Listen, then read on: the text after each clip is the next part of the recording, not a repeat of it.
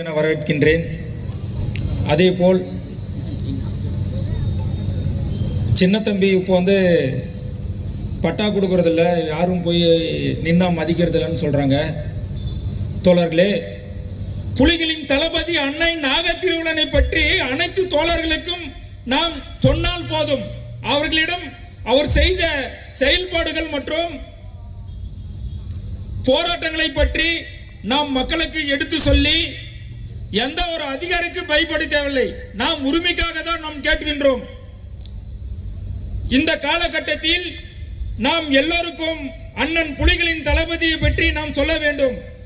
அவர் அருந்ததியர் சமுதாயத்தில் மிகவும் பின்தங்கிய சமுதாயத்தில் பிறந்து இன்று நமக்கு அருந்ததியர் சமுதாயத்திற்கு மிகப்பெரிய ஒரு தலைவராக விளங்கக்கூடிய தலைவர்.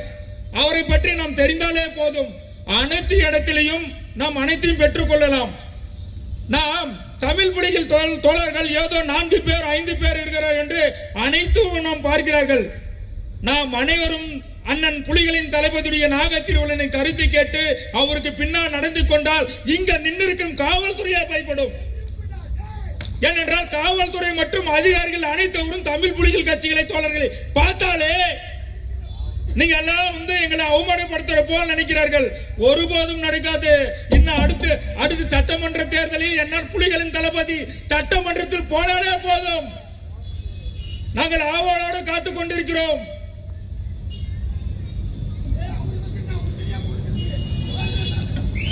அன்பார்ந்த தோழர்களே, அனைத்து இளைஞர்களும் நாம் நினைத்து பாருங்கள். அனைத்து சமுதாயத்தில் உள்ள சின்ன சின்ன இயக்கங்களுக்கு கூட ஒரு தலைவர்கள் இருக்கின்றனர். எடுத்து சொல்வதற்கு கூட ஆள் இல்லாதவர்கள் இன்னைக்கு எம்எல்ஏ எம்பியாக இருக்கின்றனர். ஆனால் தமிழகத்தில் 234 தொகுதியும் மாவட்ட செயலர்கள் இருக்கக்கூடிய நாம் கட்சி இன்று சிறப்பாக செயல்படுகின்றன. நாம் எதுக்கு பயப்பட தேவையில்லை. வாருங்கள், தமிழ் புலி